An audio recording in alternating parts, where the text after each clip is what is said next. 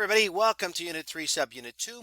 We're in the 21st century now, and I have to say, maybe finally now for you, it's as strange as much of this class has been for me to talk about things you live through as if it's history. So this class, as you know, goes from 1898 to the present, so we've still got quite a bit to cover before we get into the semester. But these are things now that to me seem like just the other day. I certainly know the difference between Reagan being president and today, but the Bush era, the Obama era, Trump era, these are all seem recent to me in my mind. So preparing this lecture and this unit indeed has been a different sort of experience. I do want to say a few words about sort of the nature of presidencies. As we go, I mean, these are all folks who we have heard from this semester. So it's not all the U.S. presidents since 1898. I think we're missing, where's my list? We're missing Harding, we're missing Taft. We didn't really hear directly from Ford in any of our units. And then we don't have the recent ones, just because I ran out of room, of Obama, Trump, and Biden. But all these other guys we heard something of. And I don't mean to have their sole actions in what we looked at speak either for their foreign policy or their diplomacy in war and peace, or for anything else they've done. So we're really just getting snapshots of things they've been involved with. So please do keep that in mind rather than judging the totality of what they may have done on the more narrow looks at diplomacy, war, and peace. Lots more to foreign affairs besides war and peace. Do keep that in mind. As we get here into this unit now, I do want to point out that there are some new faces in American diplomacy. So from 1997 to 2013, we had a run whereby we had firsts. So Madeleine Albright, who was the first woman to be the Secretary of State. She's born in Czechoslovakia when Czechoslovakia was part of the Warsaw Pact. Immigrated to the United States, so she's also an immigrant. Very interesting woman at the forefront of diplomacy in the late 1990s. Colin Powell, son of immigrants from the Caribbean, who also was a general, becomes Secretary of State. Arguably the person who had the highest approval rating around the world in terms of what a U.S. diplomat, head of state, Secretary of State was thought of in my lifetime, and then it came crashing down. We'll look at that in this unit. Condoleezza Rice, who was Secretary of State also under George W. Bush, the first black woman to be Secretary of State, and then Hillary Clinton follows right on there. So she's the first time you had a former First Lady who occupies a position of this kind of power. Though we looked at a very interesting example in Eleanor Roosevelt as a former First Lady who came to have a very important diplomatic role in the U.S. So I think this is relevant and important. We could probably add Rex Tillerson here as well, who was one of the Secretaries of State under President Trump, because he did not come from a policymaking background or a foreign affairs background at all. He had in fact run an oil company and so did have some international experience, but no experience in diplomacy or working with the State Department. So that was pretty unique. So we do have some different faces, different voices in American diplomacy, which I think is relevant when you see the U.S. going out and negotiating with peoples around the world to show sort of more of a breadth of who we are as a country. But the era is definitely shaped by this. It's terror attacks on the United States. So we had attacks over a period from the early 1990s through 2001 and a few afterwards, but no major ones afterwards, both at home and abroad. Now, not all come from Al-Qaeda and allied terrorist groups. Some are domestic. For example, the federal building bombed in Oklahoma City, this shocking event enacted by Timothy McVeigh in 1995, and the Atlanta Olympic bombing in 1996, homegrown domestic things. And the FBI will tell you even today that the main threat, terroristic threat, in the United States comes from homegrown terrorists. But we did have an era of high-profile, high-impact attacks on America and American interests that culminate with the 9/11 attacks in New York City. Now, one of my very first duties at the Martin Institute when I was hired was organizing a symposium to have a UI alum come speak, and we had to change what he was going to speak about because it was the day that the USS Cole was bombed in Yemen in 2000. Now, all of this comes after a a declaration of war by Osama bin Laden against the United States in 1996. He declares his intent to bring the war to the United States. And so some of these events that are on here come from that moment on, especially the embassies being bombed in Kenya and Tanzania, several thousand people killed, most of them not Americans. But you have diplomats, you have airmen, you have others killed in various parts of the world. So this leads to us declaring another war on a thing, right? A war on terror. And you'll see the authorizations for the use of military force that get passed by the Senate as part of the readings in this unit. This is challenging. We're trying to thread a needle, right? Because we don't want to declare war against, certainly not against Islam.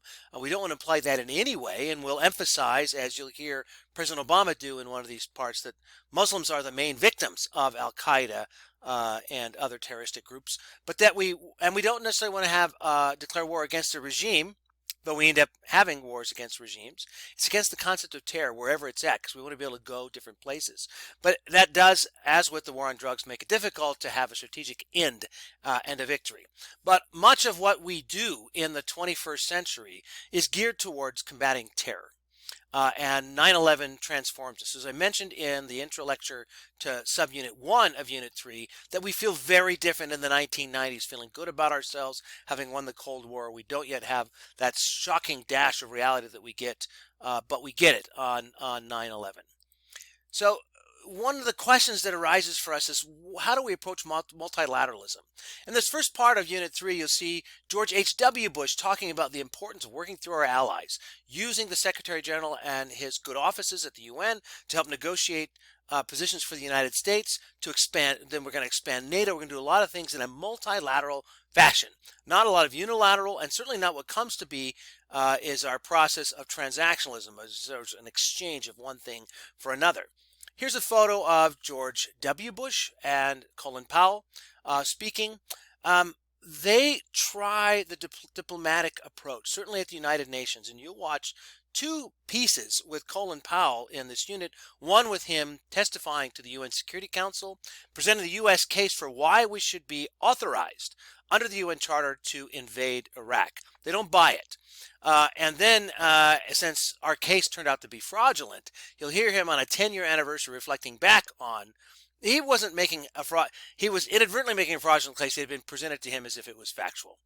And hear him talking about his regret and what that means. So when I say that you have this person who is this very well respected who falls from grace, it's because of how the effort to make the case for us to be allowed to go to war. Now, when we're not allowed, we're not sanctioned by the UN to go to war, we really feel cheesed about the whole multilateral approach. And we rethink it. So we build our own coalitions, our own things that are outside those structures. And that sort of begins a process in 2002, 2003, whereby we take that idea of multilateralism and begin to transition it into an America first, America allies. We're not as willing to give in to other international norms as we might have otherwise been.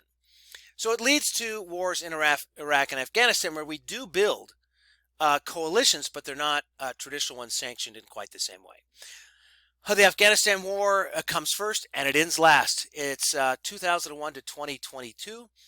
There are some high points, again, with allies. So here's a picture of a summit around 2008, 2009, where world leaders get together and they're talking about how to rebuild Afghanistan. There's a lot of hope for Afghanistan that ends up being misplaced because of the resurgence of the Taliban and our ultimate withdrawal and ceding of the governance of the country back over to the Taliban. Very complex, very complicated thing. The Iraq war, it gets more attention and is also shorter. But it cost us $800 billion. We sent more than 1 million people in uniform there. 4,500 dead American and Allied soldiers. There's 100 or 200. Some people even have higher estimates of how many Iraqis are killed. So there's a lot that goes into it, and it's complicated. So there are some of these moments where we feel victorious, where the regime is toppled. That's represented in this top picture as the statue of Saddam is down. When he gets found, when he gets tried, when there's democratic elections, we feel good. But this photo of George Bush on an aircraft carrier is an infamous one because it's declaring the mission accomplished right after we won the initial invasion. We succeeded in the initial invasion, when in fact there was a long way to go and a lot of heartache, anguish, sacrifice, of blood, of political capital, of actual capital, into a complex thing. One of the things you'll find is that we tended to, we would start these invasions, right? Obviously against the will of the host, the countries that we invaded. Then we struck a deal with the new legitimate governments of those countries. And when the deal ran out, when they no longer wanted us there, we had to leave. Otherwise, you're effectively reinvading. It's kind of a forgotten part of the conversation here about what a head of state does, whether that's Bush or Obama or Trump or Biden. What do you do when you're no longer invited to be there? And so obviously those were moments where we invaded. We weren't invited to be there. We invaded. Then we strike a deal with the new government that we're invited to be there. We get certain protections for our soldiers, certain rights for how we're going to act, and how they'll act towards us. But at some point when that's pulled, what do you do? And in both cases, then we leave in 2011 and 2022. It's complex, it's complicated. Some people think we should have left sooner. Some people think we should have never left, but it is tricksy. As we'll read a bit here. Russia returns in this unit as well. Actually, you're going to hear from someone who's never president of the United States, but it comes up in the debate when Obama runs against Mitt Romney. And Romney cites Russia as our biggest geopolitical foe. And it's misheard by a lot of people in the United States. It's misheard as if what we're saying is they're our biggest direct foe, which was Al-Qaeda and then later ISIS. What he's saying is, no, they have a lot where they side against us. They're a geopolitical foe. And Putin's coming back. And we've got a couple of examples here of the invasion of Ukraine. And the other thing that I don't have time to put in this unit is the approach to cyber attacks and cyber war that is enacted by a state like Russia and carried out against us, others as well, but against us. And so if there's a new field of diplomacy that would be useful to cover somewhere in the unit, but we don't have time, it's the cyber realm. So as we go forward to the Trump administration and beyond, there's conversations about whether the international system writ large is effective for us. They come to see it as like, how much money do we put in and what do we get out?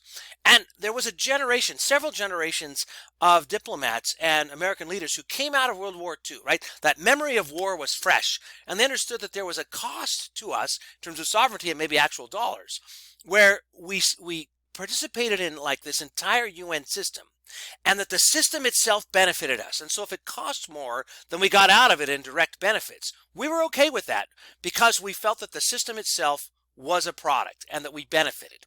But as we run, particularly into the Trump era, but starting earlier when they started to question us under Bush, they're like, no, this is not worth it necessarily for us anymore, and we want to get more direct things out. We're going to put America first. We want to see things come our way. And if there's not a direct benefit, then let's not worry about it. It's very much a Chinese approach. And I don't mean we're doing that approach because it's Chinese. That's how they approach things too. If it benefits China, then they don't really care about human rights. They don't really care about other things about doing good. They want to know if it's a direct benefit. And we adopt a similar mindset for at least 4 years and maybe more going forward, though Biden has shown some proclivities to go back into the system. So here's that question. Like, would you, under any other president, besides a transactionalist president, have someone sort of eschew the traditional diplomatic approach of setting up negotiations with a rebel recalcitrant regime like the one in North Korea, where you would expect to get something in return for the conversations? And Trump's like, no, like, I can just go have this talk with him and maybe we'll get a deal. And maybe it'll be a great deal, and maybe it won't. And it turns out it's not. And so the other questions outside would be is like, what do we give up in talking to him? What kind of legitimacy did he get, Kim Jong-un? What benefits did he accrue from this for us to get nothing? And Trump would say it's worth the risk because it was important to the America. And others would say, but you've gone against your allies, you've isolated people, and maybe it's not worth it after all. So that's your real trick is, if you do America first and you start to shy away from your allies, for example, one of the things that Trump was very critical of was NATO. which we saw in the other unit was expanding, and now it's become super relevant after the invasion of Ukraine again, relevant again, and also the invasion again. He wasn't interested in that necessarily. He wanted to perhaps blow it up because it wasn't worth the dollars in, dollars out. We'll see how things go after the next election. We'll see where we go. If we return sort of to business as usual with multilateralism, or transactionalism wins out.